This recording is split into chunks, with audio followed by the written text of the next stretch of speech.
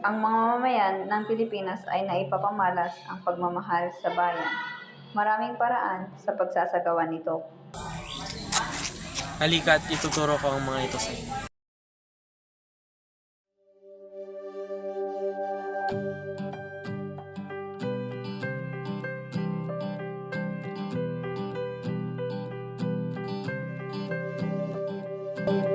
Paano nga ba natin may papakita na mahal natin ang ating bayan?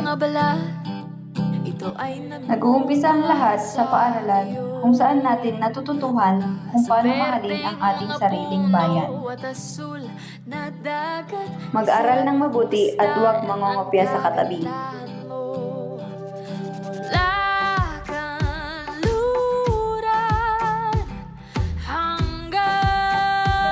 Dito rin tayo natuto kung paano respetuhin ang ating inang kalikasan.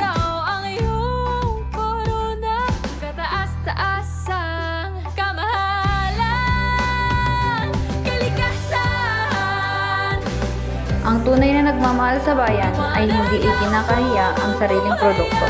Bagkus ay ginagalang ito at isinasaalang-alang.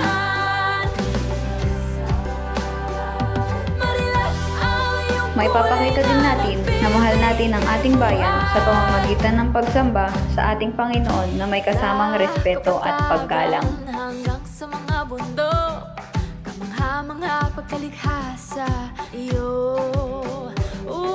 Sa araw ulan kahit pabagyo, payapa ang buhay o may pagsubok. Ang pag-ikot ng mundo ay tumutulo. Ang paninigarilyo o pagbibisyo ay nakakasama rin sa ating bayan. Kaya huwag natin silang tutularan.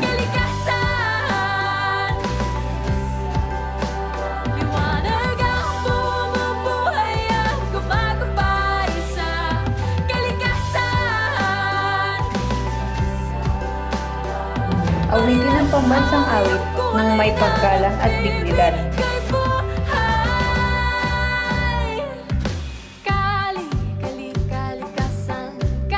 Maging tapat at maging totoo.